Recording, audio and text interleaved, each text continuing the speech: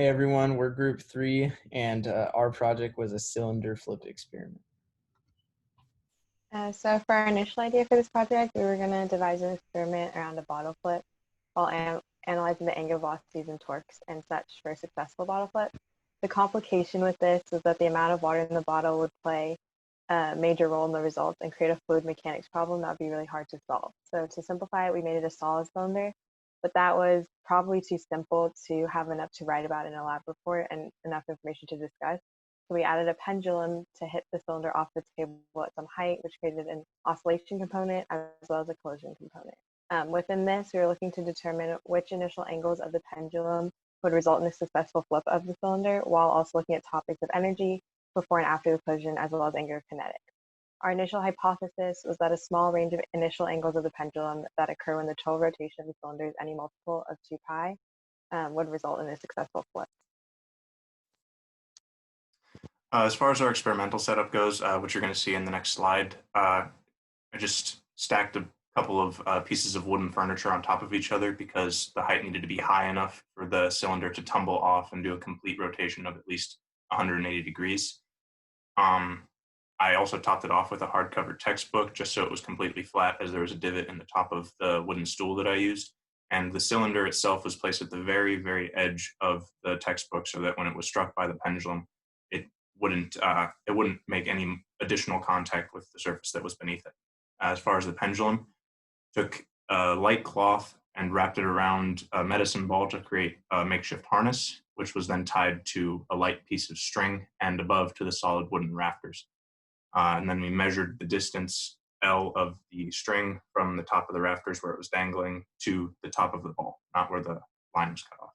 And it was adjusted to a specific height so that it would hit the very top, so that the middle of the ball would hit the very top of the cylinder, and so that it would do so at precisely a downward angle. Once our apparatus was set up and we recorded enough various trials, we brought the footage into Tracker software for further analysis. After we set up an initial object reference length, which in this case was the cylinder, the length of the cylinder, then we use that to find the initial pendulum angle as well as the total rotation of the cylinder. We also use auto tracking software to track the positions of both the pendulum and cylinder, and from that we found essential velocities that help for our data. We also were able to find the period of the rotating cylinder, and also in addition we also found the energy values at various points, and we were able to compare them. So for example, we compared the maximum kinetic energy of the pendulum to both the translational and rotational kinetic energy of the cylinder, and from that we were able to find the energy dissipated from the collision. To find the rotation of the cylinder wasn't immediately obvious. So what we did was we wrote a few Python programs to find the total rotation and the angular velocity of the cylinder, but this turned out extremely noisy due to the discrete data.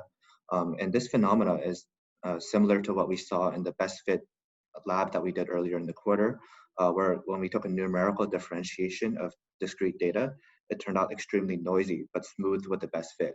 So instead what we did was we just took a visual measurement in the last frame of the video, and this improved the accuracy of the data. In the bottom here, we have listed a few equations that we used to process the data with the angular velocity, the moment of inertia of a cylinder rotating about the central axis, and the kinetic energy of the rotating cylinder. So in this graph, we plotted the initial angle of the pendulum against the toe rotation of the cylinder to determine the range of initial angles that results in a successful flip. The range of toe rotations that we chose as qualifying values for successful flip were within plus or minus 0.24 radians of pi.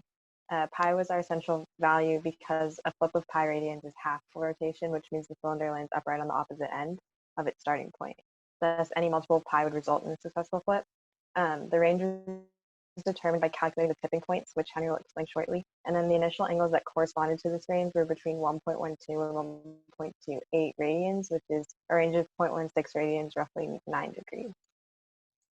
And just to briefly comment on why the trend of the graph makes sense, if you take your initial angle theta of the pendulum, which is plotted on our x-axis, you can actually use that and a bit of trigonometry to find out the potential energy of the pendulum when you pull it back from any of those angles theta, which of course is the maximum kinetic energy at the bottom of the pendulum's path when it strikes the cylinder. From the kinetic energy, you can obtain the velocity of the pendulum, mathematically that is, which is then directly related to angular velocity, which you can use in the formula for conservation of angular momentum. And using this formula, you can eventually get to the angle, which I denoted in my notes as alpha, of the total radians that the cylinder will rotate. And what you end up getting in your velocity component is a factor of cosine theta under a radical. And as you can see, the data is trending exponentially. So mathematics verify the trend of the graph in that respect. As Naya talked about, we needed to determine what range we'd use for what values of theta would be considered a successful flip. And for this, we used what was considered the tipping point. And this is essentially where, as you can see in the first image, where the normal vector crosses directly through the center of mass of our cylinder. You can see in the second image that when that center of mass is to the left, then it's going to essentially carry its momentum leftward and become hypothetically or potentially a successful flip. And then the third image, if that center of mass exceeds the normal vector, then it's going to keep going forward and be unsuccessful. And here we see another graph that we put together using our data. In this specific one, we're looking at energy before and after the collision of the pendulum with the cylinder. And we can see that at a low initial angle of the pendulum, there's not a huge energy loss. But as the angle gets a lot larger, the energy loss does as well as the total energy of both of them. So as far as the evaluation of the significance of this experiment, a lot of this project was inquiry, i.e. how the total number of radians that the cylinder spun was dependent on theta that you pulled back the pendulum. And we didn't know how the data was going to trend at first. Obviously, you can infer that the further you pull back the pendulum, the further the cylinder will spin because it's going faster. But we didn't know how the data was going to trend, and we discovered that it trended exponentially. And for sources of error, a lot of things could have influenced our data in this experiment. For instance, how consistently taut, like type or string remained, energy loss through external sounds, which probably weren't super effective, but heat, it was very hot in the garage. There could have been multiple collisions at smaller angles. The pendulum mass could have come in contact with the foam roller multiple times in a very brief window. The angle of the collision, that's chalked up to human error. Obviously, I tried to pull it back as straight as I could, but it could have tumbled to the left or right ever so slightly, causing the data to be off by just that much. And the roller was made of foam, so air resistance could have had more of an effect on that than would have been revealed in theoretical data. And in drawing conclusions, we, as we stated earlier, we found that small range of starting angles of the pendulum that would result in the full rotation that would constitute a successful cylinder flip. And this range was 1.12 to 1.28 radians.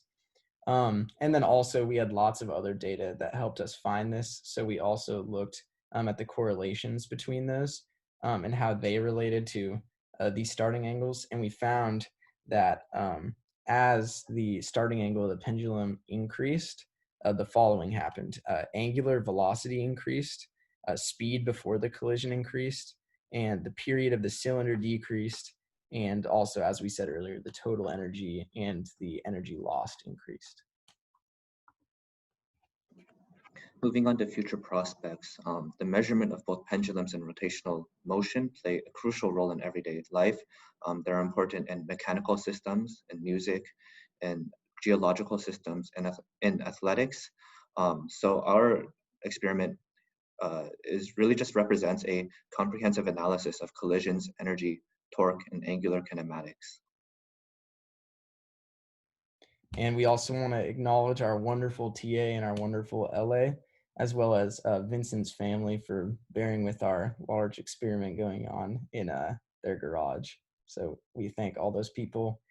And listed here at the end, we have references. These are links that we used for like general research or just like pictures. But yeah, that's our experiment. Thanks for listening.